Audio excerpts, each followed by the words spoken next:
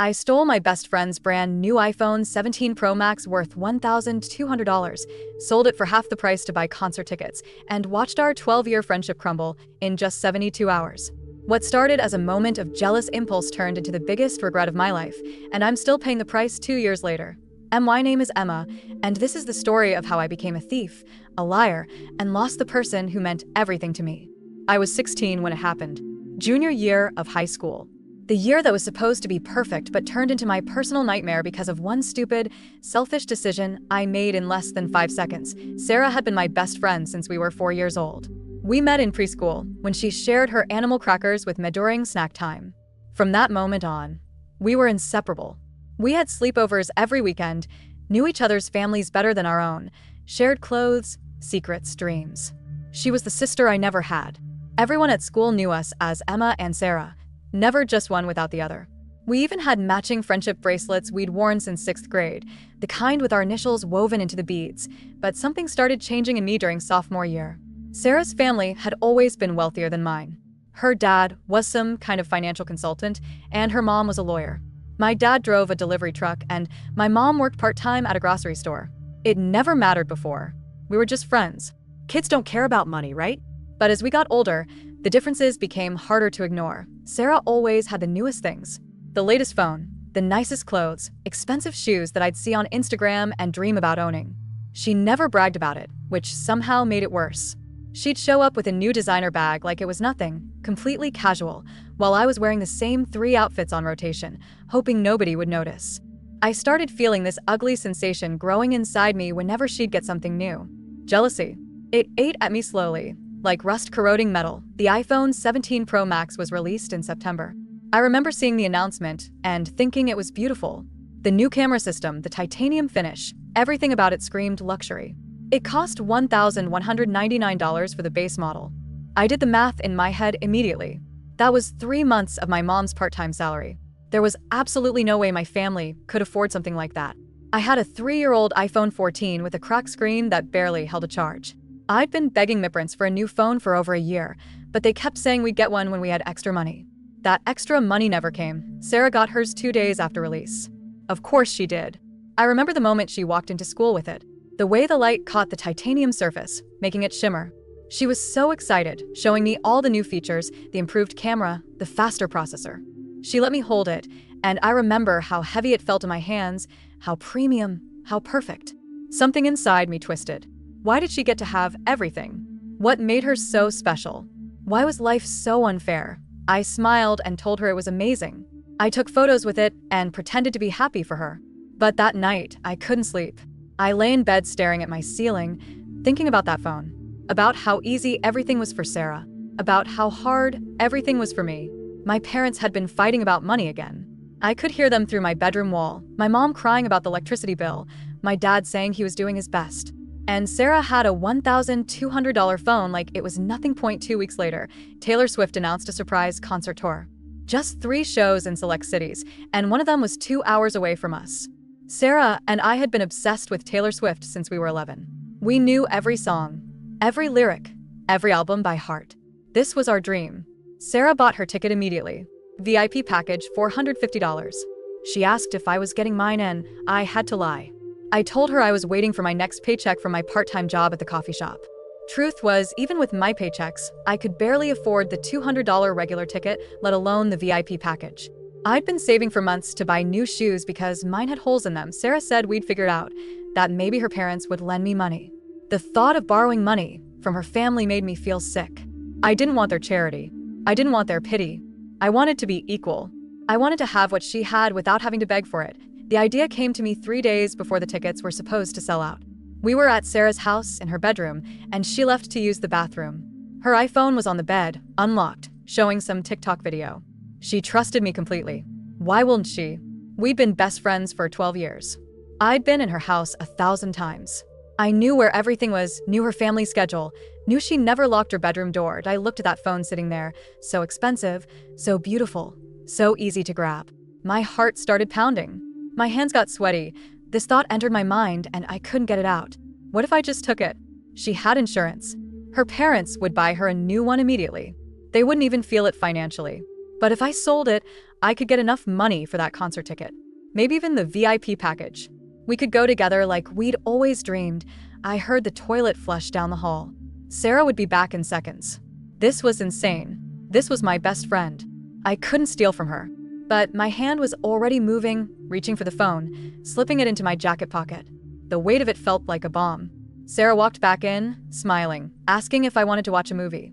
I said yes, my voice somehow normal even though my heart was trying to break out of my chest that we watched some romantic comedy on Netflix. I don't remember anything about it. All I could think about was the phone in my pocket. Sarah's phone, that I had stolen, from my best friend, who trusted me completely. What the hell was wrong with me? But I didn't put it back. I couldn't. The movie ended, and I said I had to go home for dinner. Sarah hugged me goodbye. She smelled like her vanilla perfume, the same one she'd been wearing for years. She told me she loved me and to text her later. I Sadie would, hating myself with every word. I walked home in a daze. The phone felt like it weighed 100 pounds in my pocket. Every person I passed felt like they could see right through me, like they knew I was a thief. When I got home, I went straight to my room and locked the door. It pulled out the iPhone and just stared at it. It was so beautiful, so expensive, so wrong. Sarah started texting me 30 minutes later, from her iPad, asking if I'd seen her phone. She thought maybe she'd left it in her car. I lied and said I hadn't seen it. She said it was weird because she swore she had it when we were watching the movie. I told her to use Find My iPhone. My stomach dropped as I typed it. Stupid. Of course, she'd use Find My iPhone. But then she texted back saying she'd turned off Find My earlier because it was draining her battery. Lucky for me. Unlucky for her. That night was the worst night of my life. Sarah called me crying, saying her phone was gone and she didn't know where it was. Her parents were angry because it was so expensive and she'd had it less than a month. They were saying she'd have to wait until Christmas to get a new one as punishment for losing it. She was devastated. And I just kept lying, kept saying I was sure it would turn up, kept pretending to be the supportive best friend while I had her phone hidden in my underwear drawer. The next morning, I did something even worse. I factory reset the phone, erased everything. All of Sarah's photos, her messages, her memories. Gone. Then I posted it for sale on Facebook Marketplace. iPhone 17 Pro Max, barely used, $600. Half price. It sold in 4 hours. Some guy named Marcus met me at a Starbucks parking lot. He asked why I was selling it so cheap. I said it was a gift from my ex-boyfriend, and I wanted to get rid of it. He didn't question it further. He handed me $600 in cash. I handed him Sarah's phone. And just like that, it was done. I bought the Taylor Swift ticket that afternoon. VIP package. $450. I had $150 left over, and I spent it on a new pair of shoes and some makeup. Things I'd wanted for months. Things that Sarah had similar versions of. When the confirmation email came through, I felt this rush of excitement followed immediately by crushing guilt. I'd done it. I was going to the concert. But at what cost? Sarah was still devastated about her phone. She kept talking about all the photos she'd lost, videos of us together, voice memos, everything. Her parents made her get a cheap Android replacement, some $200 phone that she hated. She was embarrassed to house it at school. Kids made fun of her for downgrading. And I just watched, saying nothing, doing nothing, knowing I was the reason for all of it. A week passed. Then 2 weeks. I started to think I'd gotten away with it. Sarah had mostly gotten over losing her phone, accepting it was gone forever. We were planning what to wear to the concert, which was now just a month away. Everything felt almost normal. Almost. Except for this gnawing guilt that never went away. This sick feeling in my stomach every time Sarah mentioned her phone or talked about how sad she was about losing all those memories. Then everything fell apart in the stupidest possible way. Marcus, the guy who bought the phone, brought it to the Apple store, towed it to his Apple Care plan. But when they ran the IMEI number, it flagged as reported stolen. Sarah's parents had filed a police report after a week and reported the phone as stolen for insurance purposes. The Apple Store employee told Marcus the phone was stolen property and they had to confiscate it. He was out $600 and furious. Marcus was smarter than I'd given him credit for. He'd taken a screenshot of my Facebook profile before we met, just in case. He went to the police and showed them our entire message conversation, my profile picture, everything. The police contacted Miss Goal, and 3 days later, I got called to the principal's office. There were 2 police officers waiting for me, and my whole body went cold. I knew immediately why they were there. They asked about the phone. I tried to lie at first, said I didn't know what they were talking about. But they had all the Facebook messages, photos of me from the transaction, everything. They asked me where I got the phone. I broke down completely.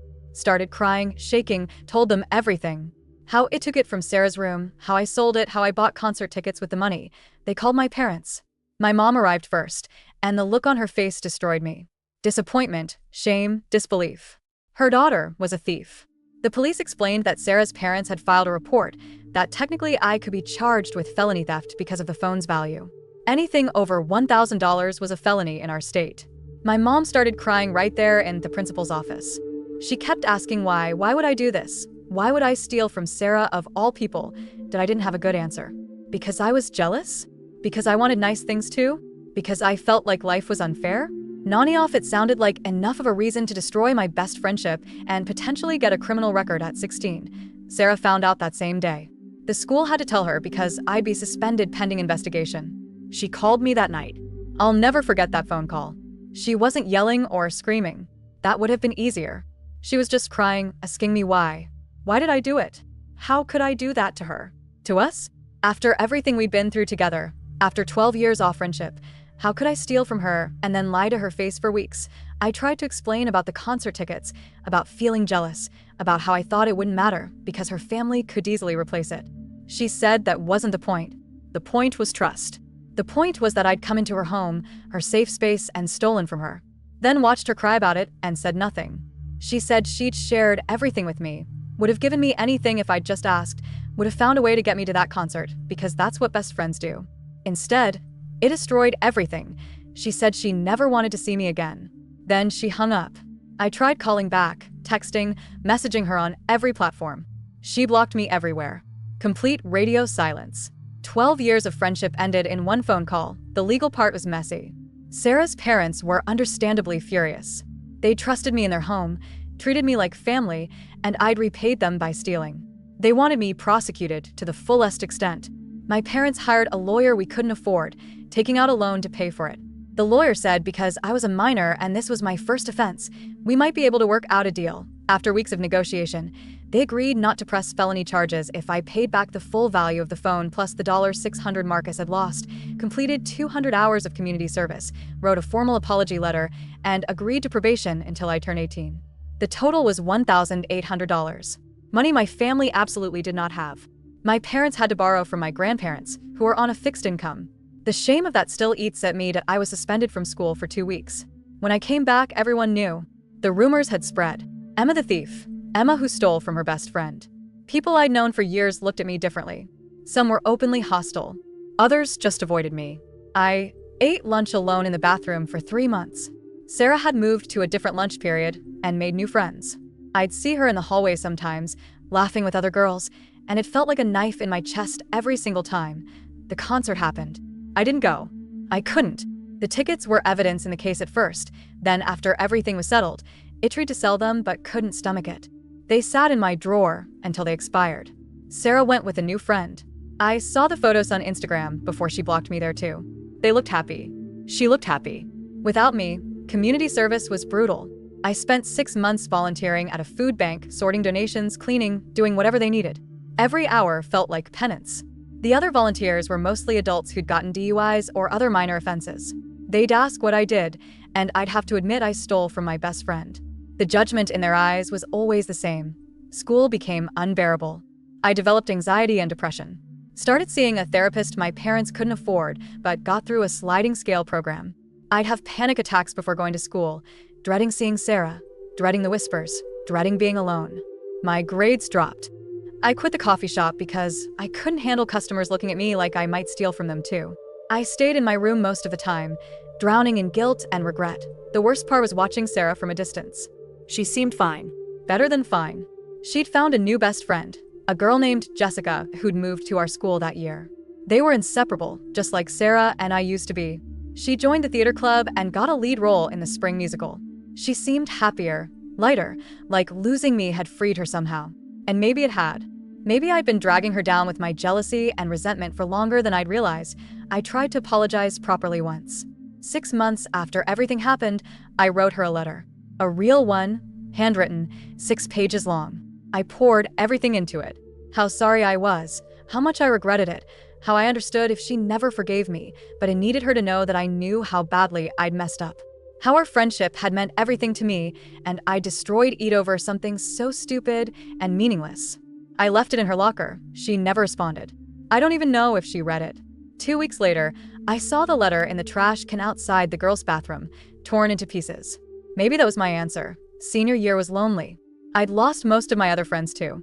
People chose sides, and Sarah was more likable, more trustworthy, more everything. I deserved it. I focused on getting my grades back up, on finishing my community service, on trying to become someone who wasn't defined by the worst thing they'd ever done. But it was hard. Every day was hard that I didn't go to prom. Sarah went with Jessica and a group of friends. I saw photos later. She looked beautiful in a blue dress, laughing, happy.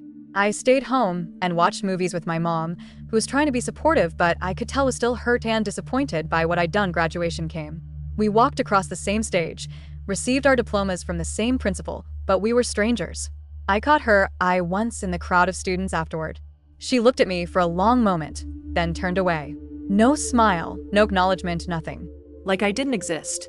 Like 12 years had never happened. I went to community college. Sarah went to a university 3 states away. I know because I'd occasionally check her Instagram from a fake account I'm not proud of having.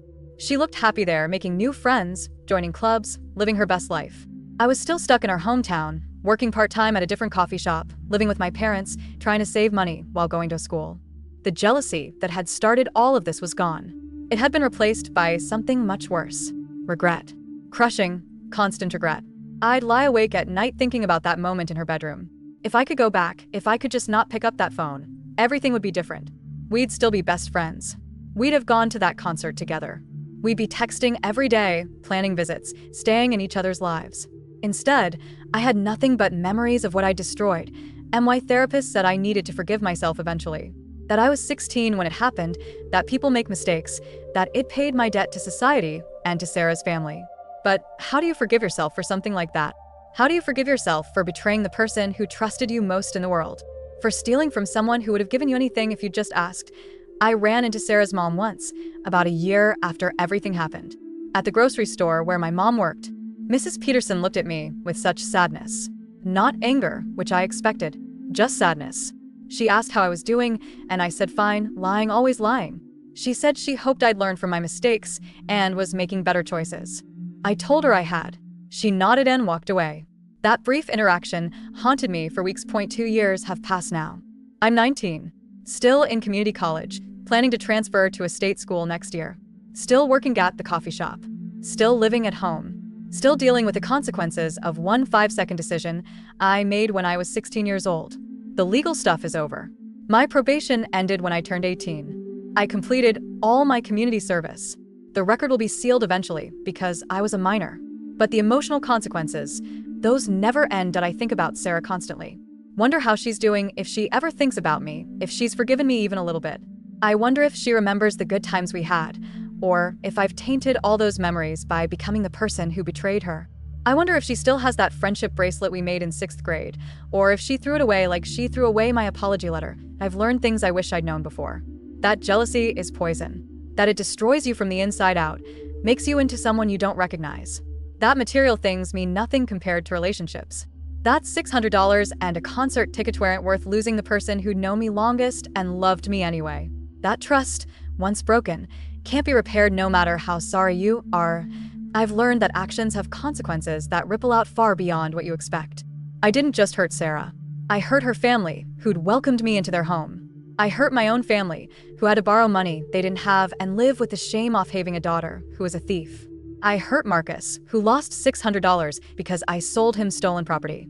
I hurt myself, destroying the most important friendship I'd ever had and creating trauma I'll carry forever. Sometimes I imagine running into Sarah again. Years from now, in some random place. I imagine apologizing again, properly. Not as a 16-year-old kid, but as an adult who understands the full weight of what she did.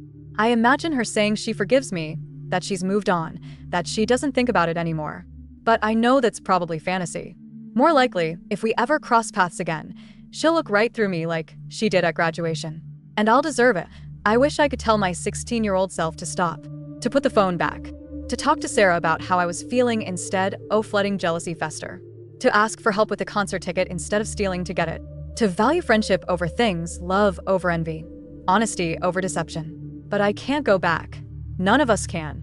We only move forward, carrying our mistakes with us, hoping we can be better.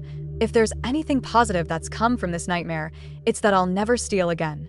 Not because I'm afraid of getting caught, but because I know the real cost. It's not the legal fees or the community service or the damaged reputation. It's losing someone you love. It's living with guilt that never quite goes away. It's seeing the hurt in someone's eyes and knowing you put it there. That's the real punishment, and it lasts forever. I saw something on Sarah's Instagram recently, from that fake account I still check sometimes. She posted a throwback photo from when we were 12, both of us making silly faces at the camera, wearing matching friendship bracelets. The caption said, "Remember when friendships felt indestructible? Miss the simplicity of childhood." She didn't tag me, didn't mention my name. Booty knew she was thinking about us, about what we had before I destroyed it. I cried looking at that photo. We looked so happy, so innocent, so sure that we'd be best friends forever. And we would have been, if I hadn't let jealousy turn me into someone capable of betrayal. If I hadn't chosen a phone and concert tickets over 12 years of love and trust and friendship. My mom says that someday this will feel less heavy, that time heals all wounds, that I'll forgive myself eventually, that I'll build new friendships and new trust. Maybe she's right, but right now, 2 years later, it still feels fresh. The guilt still wakes me up at night. The regret still sits in my chest like a stone. The loss still aches like a phantom limb, something that used to be part of methods gone forever. To anyone reading this who might be in a similar situation, who might be feeling jealous of a friend, who might be tempted to dose something they know is wrong, please learn from my mistake. Don't let envy poison you. Don't let material things matter more than people. Don't betray the people who love you.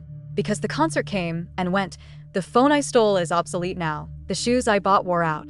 But Sarah is gone forever, and that loss is permanent. No amount of sorry can bring back what I destroyed. I stole a $1,200 phone and lost something priceless. I gained nothing and lost everything. And I'll spend the rest of my life wishing I could take back those 5 seconds in Sarah's bedroom when I made the worst decision of my life. But I can't. All I can do is live with it, learn from it, and hope that somehow, someday, I can become someone worthy of the friendship I threw away. If you're Sarah and you're somehow reading this, I'm sorry. I'm so sorry. I know sorry isn't enough. Will never be enough. Booty need you to know that not a day goes by that I don't regret what I did. You deserved better. You deserved a friend who celebrated your happiness instead of resenting it, who asked for help instead of stealing, who valued you over things. I wasn't that friend. I failed you in the worst possible way. And I'll carry that with me forever.